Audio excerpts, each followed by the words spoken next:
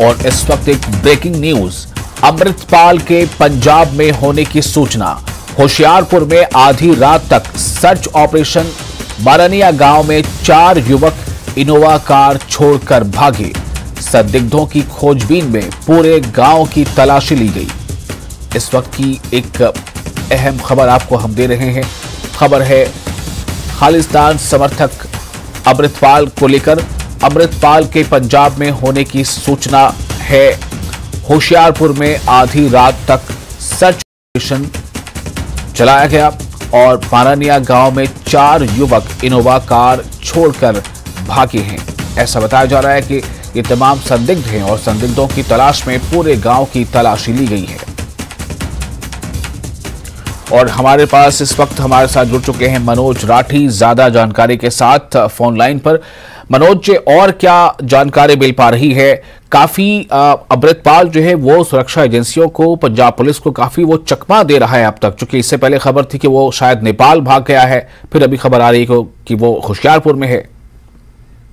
देखिए, बिल्कुल अभी इनपुट सामने आ रही है क्योंकि पंजाब पुलिस को भी इनपुट थी शाम को, और जो काउंटर इंटेलिजेंस है वो उसके एक इनोवा गाड़ी को चेज कर रहा था, जो पंजाब नंबर व्हाइट कलर की इनोवा गाड़ी थी जिसमें 4 लोग सवार थे। हालांकि जैसे ही उनको होशियारपुर के पास रोकने की कोशिश की तो उन्होंने साथ में ही एक गांव है वहां के साइड गाड़ी जो है वो भगा ली।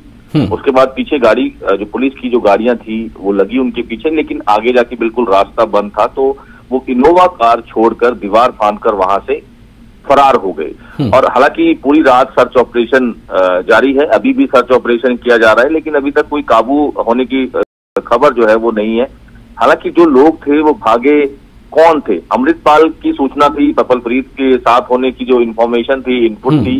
अब बड़ी हैरानी की बात यह है कि लगातार जो चीजें आ रही हैं, सीसीटीवी आ रही हैं, लोकेशन आ रही है, चाहे वो दिल्ली की हो, शाहबाद की हो, पटियाला की हो, उसके बाद फिर नेपाल की बात सामने आई, लेकिन दोबारा से पंजाब का तो कहीं ना कहीं अब कई चीजें जो है वो देखकर पुलिस चल रही है।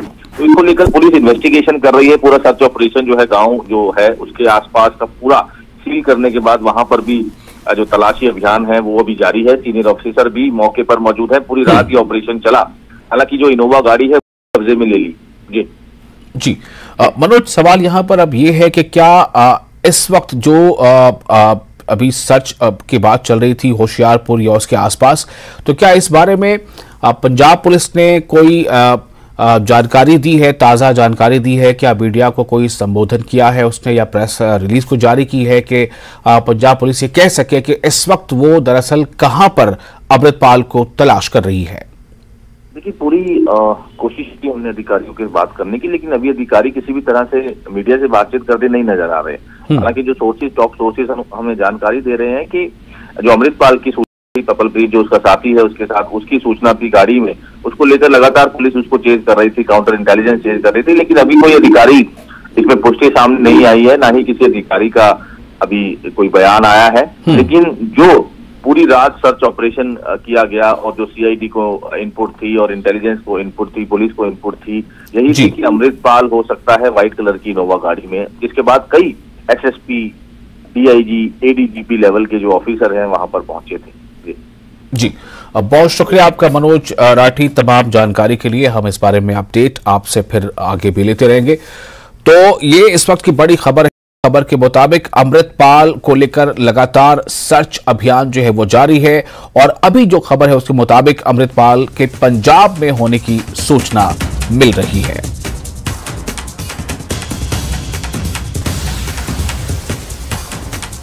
और अब रुख करेंगे दूसरी बड़ी खबर का। यह खबर अहमदाबाद से है। अहमदाबाद से बड़ी खबर है, किरण पटेल की पत्नी मालिनी पटेल गिरफ्तार कर ली गई है। जी हां, किरण भाई पटेल, याद होगा आपको वो नाम, जो एक ठग के तौर पर तकरीबन महीनों जो है कश्मीर पे वो घूमता रहा, तमाम वीआईपी जो है उसने सहूलतें उठाई और अधिकारियों के साथ भी की।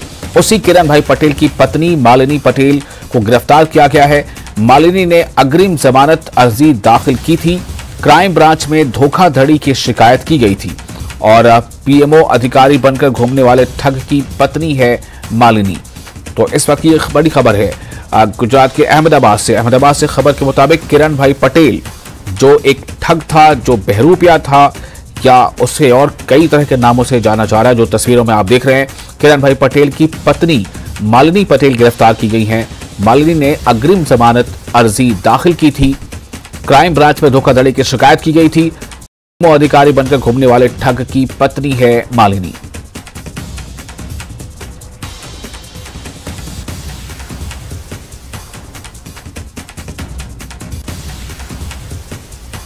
तो एक बार फिर आपको बताएं, इस वक्त एक अहम खबर है। किरण भाई पटेल की पत्नी मालिनी पटेल को गिरफ्तार किया गया है। मालिनी ने अग्रिम जमानत अर्जी दाखिल की थी।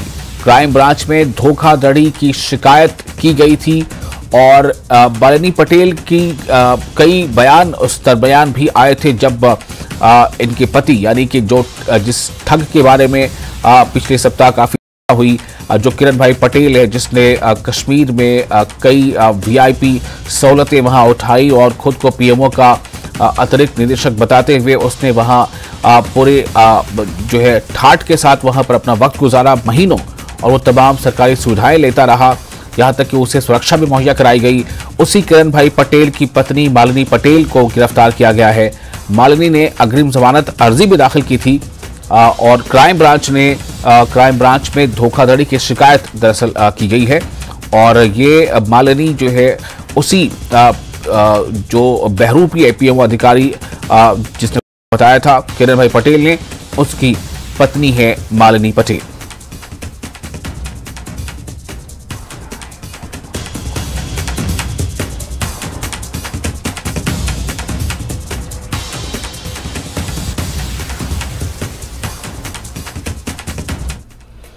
तो आज का एजेंडा में फिलहाल समय है एक छोटे से ब्रेक का। ब्रेक के बाद हम चल दौड़ते हैं कुछ और बड़ी खबरों के साथ।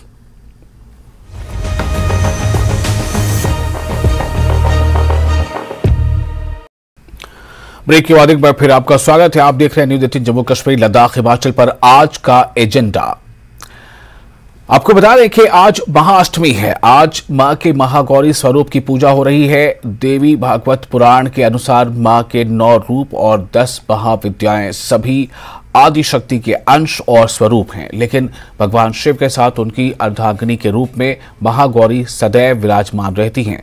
मां की शक्ति अमोघ और फलदायिनी मानी गई है। अष्टमी को दुर्गा सप्तशती के मध्यम चरित्र का पाठ करना विशेष फलदायी माना जाता है। वहीं मां को नारियल का भोग लगाने की परंपरा रही है।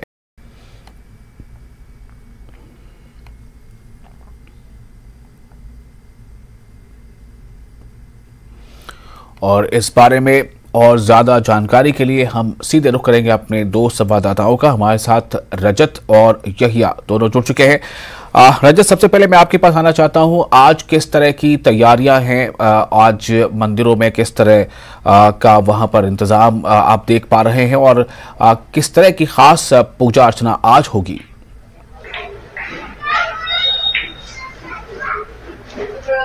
जी बिल्कुल विशाल, इस समय हम जम्मू के ऐतिहासिक प्राचीन लक्ष्मी माता मंदिर में यहाँ पर मौजूद हैं। पुरानी सिटी में ये मंदिर पड़ता है और यहाँ पर तस्वीरें आपको दिखाने की कोशिश करेंगे। महाअष्टमी या दुर्गाष्टमी के पावन दिन पर यहाँ पर भक्तों की जो भारी भीड़ है, श्रद्धालुओं की जो भारी भीड़ है वो देखने को मिल रही है। आप तस्वीरों में यहाँ पर देख सकते हैं किस तरह से पूजा अर्चना जो है वो श्रद्धालु यहाँ पर पहुंच कर रहे हैं। और लगातार आपको बता दें, दर्शन भी यहाँ पर करवाएंगे सभी श्रद्धालुओं को, सभी दर्शकों को जो हमारे देख रहे हैं। और साथ ही साथ आपको बता दें कि महाअष्टमी का जो पावन त्योहार है, माँ गौरी की पूजा इस दिन जो है वो की जाती है। और इसी दिन कई सारी जो संगतें हैं, जो श्रद्धालु हैं, वो माँ गौरी की पूजा करते हैं। और साथ ही साथ जो कन्याओं को जो उनकी जो कंजकें हैं वो भी पूजते हैं। और इसीलिए आज हम देख रहे हैं सभी मंदिरों में, खासतौर पर जो भी जम्मू के ऐतिहासिक मंदिर हैं वहां पर भारी भीड़ जो है वो श्रद्धालुओं को देखने को मिल रही है। और उसी तरह से जम्मू के महालक्ष्मी प्राचीन मंदिर में यहाँ पर हम मौजूद हैं और यहाँ से तस्वीरें आपको लगातार दिखा रहे हैं, जहाँ पर किस तरह से लगातार श्रद्धालु जम्मू कश्मीर के अलग अलग कोनों से यहाँ पर पहुंचकर माँ लक्ष्मी की यहाँ पर पूजा अर्चना कर रहे हैं, पावन त्योहार यहाँ पर मना रहे हैं। पुजारी जी भी हमारे साथ मौजूद है, इनसे बातचीत करेंगे। जी पुजारी जी, क्या कहना चाहेंगे? आज महाअष्टमी का पावन त्योहार है और हम देख रहे हैं भगत जो है वो भारी भीड़ में, भारी संख्या में आप पहुंच रहे हैं। जय माता दी। मैं सुरेश पंडित जी, चंडी माता मंदिर पकाडंगा। सर्व मंगल मांगले शिवे सर्व हर साधिके शरण्य त्र्यंबके गौरी नारायणी नमस्तते। आज चैत्र मास शुक्ल पक्ष की अष्टमी का दिन है। आज माता गौरी की पूजा की जाती है। हमारे मंदिर में, चंडी माता के मंदिर में हम अष्टमी मनाते हैं। आज हमारा सबसे पहले हवन होगा, उसके बाद कंजक का पूजन होगा। बेसिकली सारे लोग आज ही कंजकें दे रहे हैं। तो कल सुबह हम माता जी को विसर्जन करने जाएंगे। उसके बाद 2:30 बजे हमारी परेड ग्राउंड से शुभ यात्रा, रथ यात्रा निकलेगी, झांकी निकलेगी, समस्त बाजार से होती हुई दोबारा पक्काडंगा में आएगी। मैं सभी भक्तजनों से यही प्रार्थना करूंगा कि सारे आकर माता रानी का आशीर्वाद प्राप्त करें, मंदिर में आएं और शुभ यात्रा में भी अपना संयोग दें। बिल्कुल विशाल, जिस तरह से आपको बता दें कि ये वही स्थान है, प्राचीन महालक्ष्मी मंदिर है, जहां से हर साल जो रथ यात्रा है वो भी निकाली जाती है और पुराने शहर से होती हुई पूरी परिक्रमा लेती हुई जो यात्रा है वो वापस यहाँ पर पहुंचती है। और इसीलिए रामनवमी के दिन ये यात्रा जो है शुरुआत होगी। और आज अष्टमी का जो पावन दिन है उसी दिन यहाँ पर जो है वो श्रद्धालुओं की भारी भीड़ भी है। और जिस तरह से पुजारी जी ने बताया है कि ऐतिहासिक मंदिर है और कल जो अखंड ज्योत यहाँ पर जली हुई है उसे लिया जाएगा। और साथ ही साथ जो माता रानी की यहाँ पर जो पूजा की जा रही है इनको भी सूर्यपुत्री तवी में जो है वो परवाया जाएगा। इसीलिए यहाँ पर जो भारी उत्साह जो है वो खास तौर पर श्रद्धालुओं में यहाँ पर। और रजत, हमारे साथ यहिया भी जुड़ चुके हैं। यहिया, मैं जानना चाहूंगा कि आप इस वक्त कहाँ पर मौजूद हैं और वहां किस तरह की तैयारियां हैं आज को लेकर?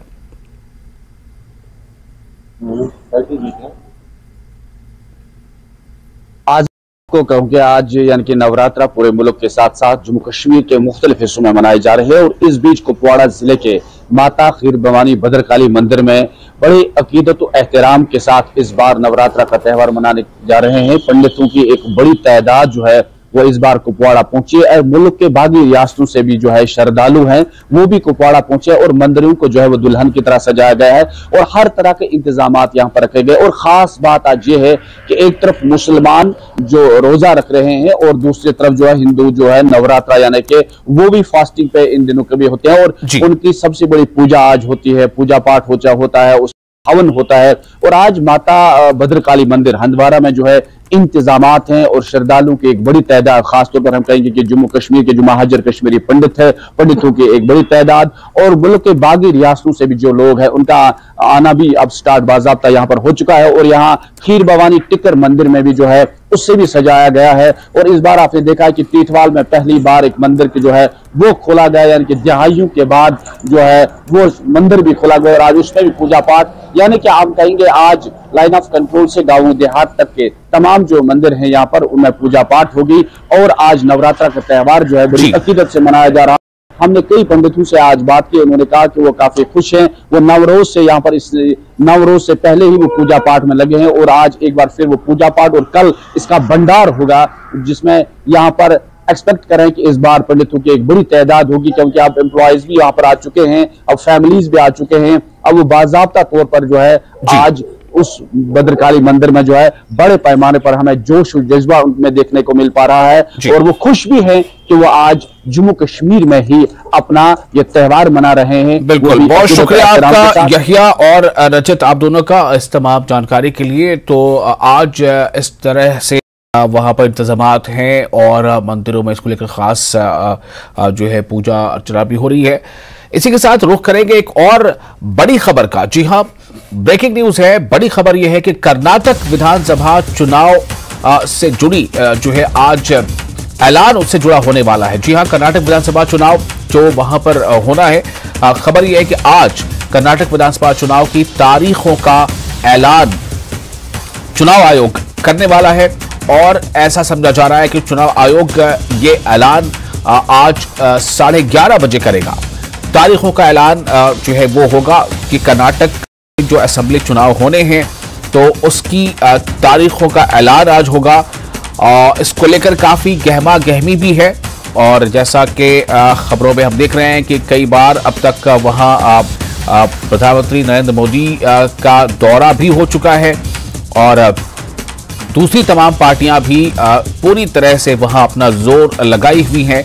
इसका मतलब साफ है कि सबको इस बात का अंदाजा था कि बहुत जल्दी तारीखों का ऐलान हो सकता है। तो आज चुनाव आयोग जो है वो 11:30 बजे कर्नाटक असेंबली चुनाव का शेड्यूल आज उसकी वो घोषणा करेगा।